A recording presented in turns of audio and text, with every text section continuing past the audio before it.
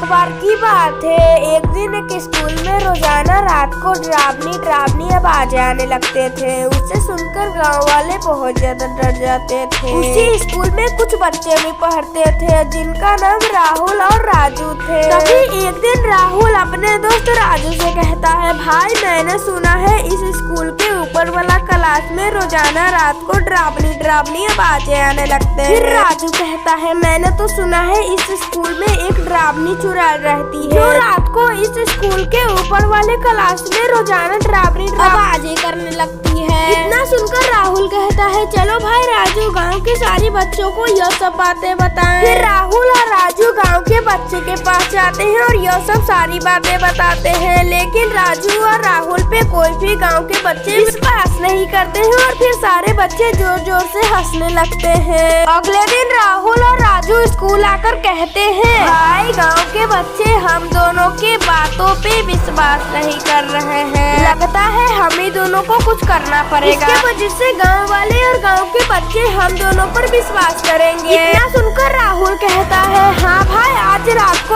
हम दोनों इस स्कूल में रहेंगे और इस स्कूल में क्या होता है यह सब देखकर अगले दिन सारे गाँव वाले को बताएंगे। राहुल और राजू स्कूल में छुप जाते हैं। रात होते ही डरावनी आवाजें आने लगते हैं। कुछ देर बाद स्कूल के चारों तरफ अंधेरा हो जाता है। राहुल और राजू यह सब देखकर बहुत ज्यादा डर जाते हैं। यह सब होता देखकर राहुल कहता है, भाई हम दोनों यहाँ से चलते हैं, नहीं तो वह चुड़ैल यहाँ पर आ जाएगी तो हम दोनों को मार देगी। फिर राजू और राहुल चुड़ैल के डर से वहाँ से भागने लगते हैं, लेकिन तभी स्कूल के ऊपर वाली क्लास में लाइट आ जाती है। यह सब देखकर राजू कहता है, राहुल चलो तो ऊपर वाला क्लास में देखते हैं क्या हो रहा है। राहुल और राजू ऊपर वाले क्लास के पास जाते हैं, लेकिन वह सब देखते हैं ऊपर वाला क्लास में ताला लगा है। फिर राजू राहुल से कहता है, भाई इस क्लास में तो ताला लगा है, अब हम दोनों इस क्लास में कैसे जाएं? तभी राहुल कहता है, देख भाई नीचे एक पत्थर गिरा है, मैं उस पत्थर को उठाकर इस ताला पे मारता हूँ। राहुल वह पत्थर उठाकर उस ताले पे जोर जोर से मारता है। जैसे उस ताला पे पत्थर लगता है वह ताला टूट जाता है और फिर राजू और राहुल उस क्लास में जाते हैं। राहुल और राजू क्लास में आकर देखते हैं एक चुड़ैल कुछ भूतिया बच्चों को पढ़ा रही है। यह सब देखकर राहुल और राजू बहुत ज्यादा डर जाते हैं। तभी राहुल कहता है, भाग राजू नहीं तो यह भूतिया बच्चा और यह चुड़ैल हम दोनों को मार देगी। जैसे ही राजू और राहुल भागने वाले होते हैं वह चुड़ैल राजू और राहुल के सामने आ जाती है। फिर चुड़ैल कहती है, अब तू भी इस क्लास में आ गया है, अब मैं तुझे भी मारकर खा जाऊंगी। इतना सुनते ही राहुल और राजू के सामने एक भूतिया बच्चा आता है। फिर वहाँ पर भूतिया बच्चा आकर चुड़ैल से कहता है, फ्रेंड जी मुझे बहुत जोर की भूख लगी है, कहो तो मैं इन दोनों को खा लूं। इतना सुनकर चुड़ैल गुस्से में कहती है, यह मेरा शिकार है, तुम जाकर अपना काम करो। इतना सुनकर वह भूतिया बच्चा वहाँ से चले जाता है। फिर चुड़ैल अपने शक्तियों से अपने हाथों में एक खून से भरा कटोरी लाती है। फिर राहुल और राजू से कहती है, तुम दोनों यह सारा खून पी जाओ तो मैं तुझे जाने दूंगी। और फिर इतना बोलकर चुड़ैल जोर जोर से हंसने लगती है।